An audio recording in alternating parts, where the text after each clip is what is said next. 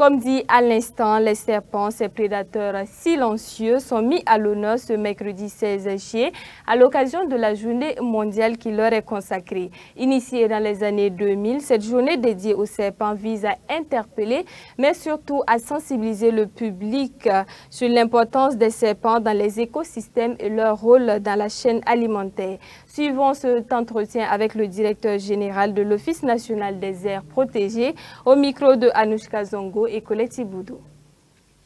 Chaque 16 juillet est célébrée la journée mondiale des serpents. Cette journée a vu le jour au cours des années 2000 sous l'impulsion d'organisations de protection de la faune sauvage, d'herpétologistes et de passionnés désireux de réhabiliter l'image du serpent dans l'imaginaire collectif. Au Burkina Faso, les institutions environnementales sont conscientes de l'existence de cette journée, mais sa célébration reste encore marginale. N'en demeure pas moins que les spécialistes du domaine portent de l'intérêt à la journée.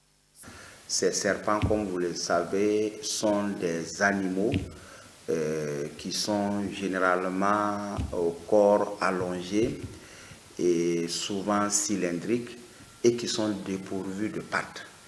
Et on va dire que sur le plan de la systématique, si on doit classer les serpents, ce sont des animaux qui appartiennent à l'embranchement des vertébrés, qui sont de la classe des reptiles et qui sont de l'ordre des squamates et du sous-ordre des ophidiens. Bien que ces reptiles aient une mauvaise réputation, ils sont nécessaires à la conservation de l'équilibre des écosystèmes auxquels ils appartiennent. Cette journée vient ainsi interpeller et sensibiliser le public sur l'importance des serpents dans les écosystèmes et leur rôle dans la chaîne alimentaire. Nous ne devons pas exterminer les serpents parce que le serpent aussi contribue à l'équilibre de la biodiversité. Vous avez un certain nombre de serpents qui consomment les rongeurs, un certain nombre d'animaux qui allaient être d'une quantité, ils allaient proliférer si nous n'avions pas un système de régulation. Il y a des serpents aussi qui sont consommés par d'autres carnivores tels que les rapaces. Il y a un oiseau qu'on appelle le messager serpentaire. C'est une sorte de falconiforme, une sorte de rapace dont le régime alimentaire est basé sur les serpents. Au Burkina Faso, on peut répertorier plusieurs catégories de serpents, des moins dangereux aux plus dangereux.